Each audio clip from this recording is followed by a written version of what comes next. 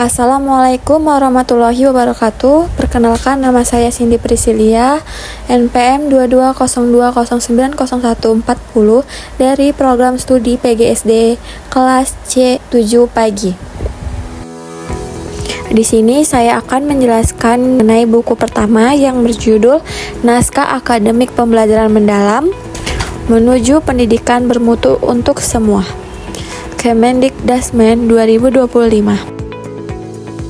Tujuan utama pada buku yaitu pembelajaran mendalam adalah pendekatan transformasional dalam pendidikan yang menekankan proses belajar berkesadaran atau mindful, bermakna meaningful, dan mengembirakan joyful. Tujuannya adalah membentuk peserta didik yang beriman, berkarakter, kritis, kreatif, kolaboratif, mandiri, sehat, dan komunikatif, guna mewujudkan pendidikan yang bermutu untuk semua. Selanjutnya, latar belakang pada buku ini yaitu Indonesia menghadapi krisis pembelajaran, yang mana pada hasil PISA 2023 menunjukkan skor rendah. Kemudian pembelajaran masih dangkal, berorientasi pada hafalan dan minim keterlibatan siswa. Kemudian beban administrasi guru juga masih tinggi sehingga waktu belajar berkurang. Kemudian ketimpangan mutu pendidikan antar wilayah dan keterbatasan infrastruktur digital. Namun Indonesia memiliki potensi besar melalui keberagaman budaya, bonus demokrasi 2035 dan visi Indonesia Emas 2045.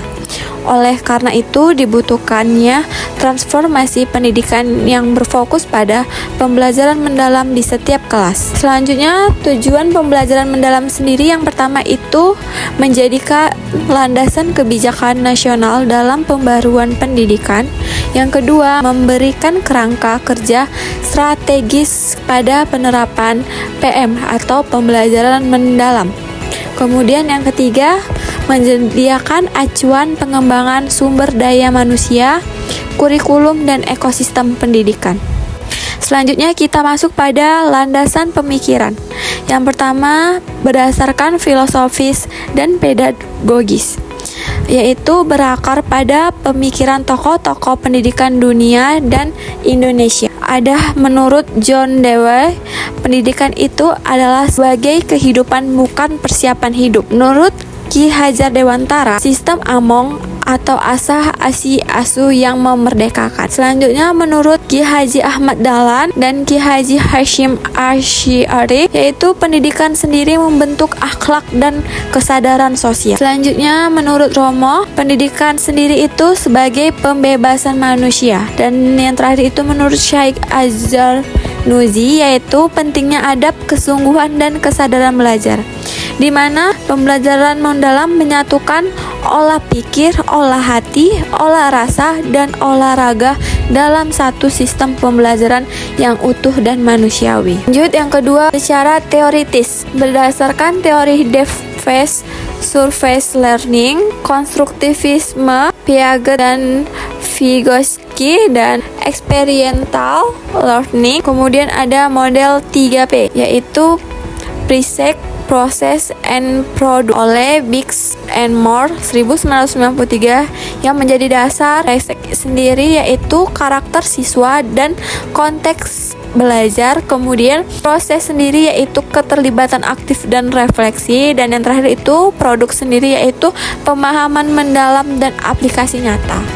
Selanjutnya secara sosiologis, yaitu pembelajaran mendalam relevan dengan kondisi Indonesia yang majemuk, yang mana pendidikan mengharuskan menumbuhkan, yang pertama menumbuhkan kecerdasan sosial dan spiritual, yang kedua mengembangkan budaya kolaboratif dan adil, yang ketiga menjadi fondasi kehidupan bangsa yang cerdas dan berkarakter Pancasila. Kemudian berdasarkan yuridis, di mana didukung oleh Undang-Undang 1945 Pasal 31 tentang hak warga negara atas pendidikan bermutu. Yang kedua, Undang-Undang Nomor 20 Tahun 2003 Sisdiknas, yaitu mengenai pembelajaran aktif dan pengembangan potensi diri. Dan yang terakhir itu PP Nomor 57 Tahun 2001 yang mengenai pembelajaran interaksi, inspiratif, dan menyenangkan.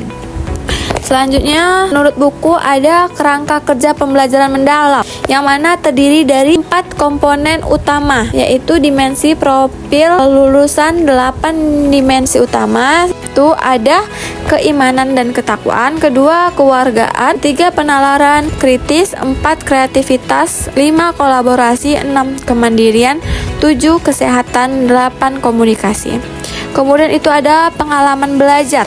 Nah, pada pengalaman belajar itu ada tahapannya, yaitu memahami, mengaplikasi, merefleksi, yaitu melibatkan proses belajar, berpikir tingkat tinggi, refleksi diri, dan penerapan dalam konteks nyata. Kemudian ada kerangka pembelajaran di mana didukung oleh 4 pilar pendukung. Pertama, 1 praktik pedagogis inovatif, 2 lingkungan belajar positif dan inklusif, ketiga, kemitraan pembelajaran, guru, siswa, orang tua, dan masyarakat. Yang terakhir itu ada pemanfaatan teknologi digital. Selanjutnya ada prinsip pembelajaran. Yang pertama itu berkesadaran, di mana siswa hadir penuh perhatian dan refleksi.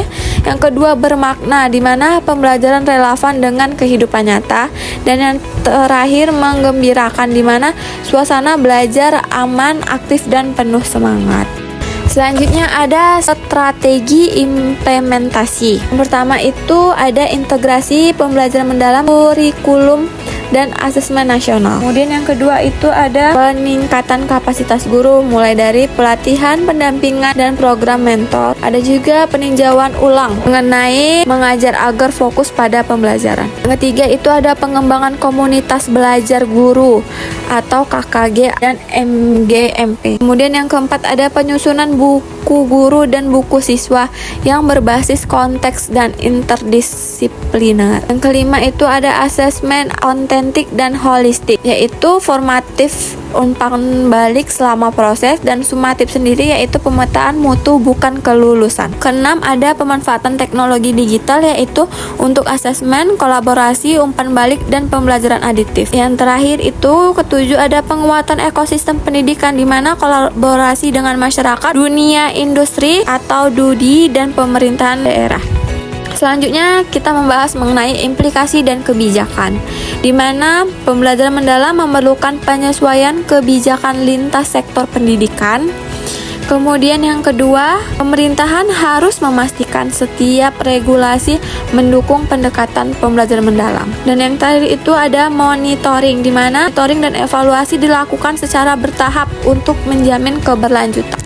Lanjut, kita membahas mengenai rekomendasi utama dari buku ini, yaitu yang pertama, terapkan pembelajaran mendalam di semua jenjang pendidikan, baik PAUD, dasar maupun menengah. Kedua itu ada integrasikan nilai-nilai pembelajaran mendalam dalam pelatihan guru dan kurikulum PBG. Dan yang ketiga, perkuatlah kepemimpinan kepala sekolah dan pengawas. Kemudian yang keempat, kembangkan kembali kemitraan sekolah, masyarakat, dan orang tua. 5. Gunakan teknologi digital sebagai katalis pembelajaran kolaboratif. Yang keenam, tetapkan pedoman nasional dan tahapan implementasi pembelajaran mendalam secara berkelanjutan. Terakhir, untuk kesimpulan yang saya ambil dari buku ini, yaitu bahwa pembelajaran mendalam adalah pendekatan yang memuliakan manusia, bukan sekedar strategi belajar saja.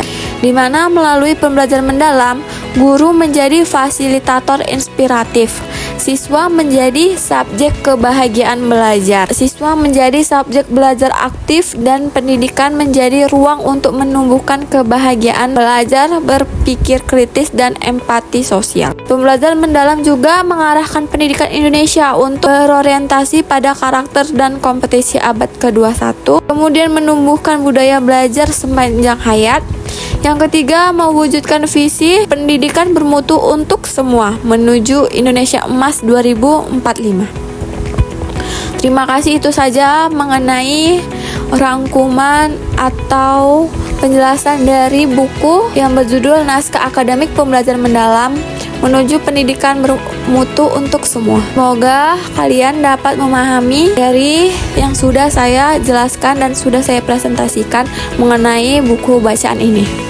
Sekian dari penjelasan saya akhiri. Assalamualaikum warahmatullahi wabarakatuh.